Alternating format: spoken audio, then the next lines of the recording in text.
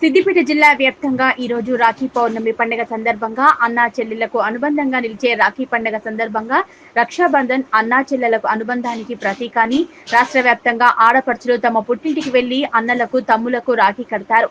సంవత్సరానికి ఒకసారి వచ్చే రక్షాబంధన్ ఆడపిల్లలకు తమ రక్త సంబంధికులు అయిన అన్న తమ్ములు చల్లగా ఉండాలని రక్షాబంధన్ కార్యక్రమాన్ని జరుపుకుంటారు.